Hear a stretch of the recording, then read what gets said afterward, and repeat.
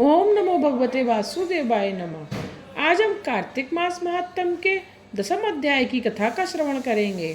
सूत जी कहते हैं, इतनी कथा सुनने के पश्चात महाराजा पृथु ने देवऋषि से विनती की, हे महामुनि, आपने कार्तिक मास में विष्णु भगवान की पूजा का महात्म्य सुनाया।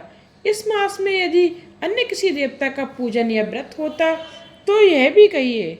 तब नारद जी बोले, हे राजन, आश्विन शुक्ला पूर्णिमा को ब्रह्मा जी का व्रत, कार्तिक कृष्णा चतुर्दशी को गणेश जी तथा अष्टमी व अमावस्या को लक्ष्मी जी का व्रत किया जाता है। जो कुंवारी कन्याएं कार्तिक मास में चतुर्थी को गणेश जी का कर्क चतुर्थी व्रत करती हैं, उन्हें सुयोग्य वर मिलता है। यदि विवाहित स्त्री इस व्रत को करे तो उसका सुहाग अटल रहता है। प्रातःकाल स्नान आदि से निवृत्त हो चंदन आदि से श्री गणेश जी का पूजन करें। फिर सायंकाल गणेश जी का पूजन करके चंद्रमा का उदय होने पर उसको अर्घ्य देवें। तत्पश्चात उत्सव मनाते हुए भोजन करें।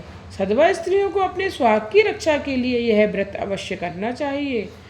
कर्क चतुर्थी व्रत के महत्व का वर्णन करते हुए नारद जी ने कहा, हे राजा पृथु, अब इस व्रत का एक इतिहास हम तुमको सुनाते हैं, ध्यान पूर्वक सुनो।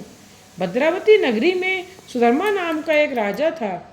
उसके रविदत्त, सुशर्मा, जय शर्मा और सुशोभन नाम के 4 पुत्र तथा बीरमती नामक की एक कन्या थी। सुधर्मा ने अपने कन्या का विवाह देवव्रत के साथ किया था। वे दोनों प्रेम पूर्वक रहने लगे। एक दिन अचानक घर पर सर्प द्वारा काटे जाने से देवव्रत की मृत्यु हो गई। यह देखकर बीरमती जोर जोर से रोने चिल्लाने लगी। आवाज सुनकर उसके माता पिता, चारों भाई तथा पुरवासी भी वहां आ गए और देवव्रत को मरा हुआ देखकर समस्त नगर दुख के सागर में डूब गया। उसी समय दुखों को दूर करने वाले महर्षि पुलस्त्य मुनि अचानक वहां आ पहुंचे। राजा ने हाथ जोड़कर विनय पूर्वक उनसे पूछा, हे महात्मन, किस पाप के कारण मेरी यह कन्या विधवा हुई है? पुलस्त्य मुनि ने बतलाया कि कार्तिक मास के कृष्ण पक्ष की गणेश चतुर्थी का व्रत न करने के कारण ही यह कन्या वैधव्य को प्राप्त हुई है। फिर पुलस्त्य जी ने कहा, एक समय दैत्यों के नाश का उपाय खोजते हुए ब्रह्मा, विष्णु, महेश तथा इंद्र आदि सब देवता एकत्रित हुए। उस समय ब्रह्मा जी ने कहा कि गणेश चतुर्थी का व्रत संपूर्ण विपत्तियों का विनाश करने वाला है। तब सब देवताओं ने कार्तिक कृष्णा चतुर्दशी को व्रत किया, जिससे दैत्यों पर विजय प्राप्त हुई। विजय होने के बाद समस्त देवताओं ने गणेश जी से कहा कि वर मांगो। तब गणेश जी ने कहा कि जो स्त्री कार्तिक कृष्णा चतुर्दशी का व्रत करे उसका पति चिरजीवी तथा जो ना करे वह विधवा हो। अतः समस्त स्त्रियों को यह व्रत अवश्य करना चाहिए। हे राजन, तुम्हारी कन्या ने इस व्रत को नहीं किया था, इसी कारण यह विधवा हुई है।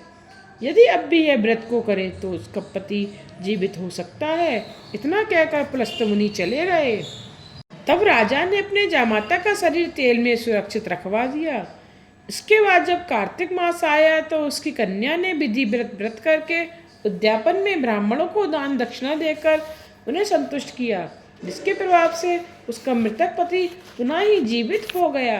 नारद जी कहते हैं, हे राजा पृथु, सौभाग्यवती स्त्रियों को अपने सुहाग की रक्षा तथा संतान प्राप्ति के लिए यह व्रत अवश्य करना चाहिए। आज की कथा को यहीं विश्राम देते हुए इससे आगे की कथा का श्रवण आप अगले अध्याय में कीजिएगा।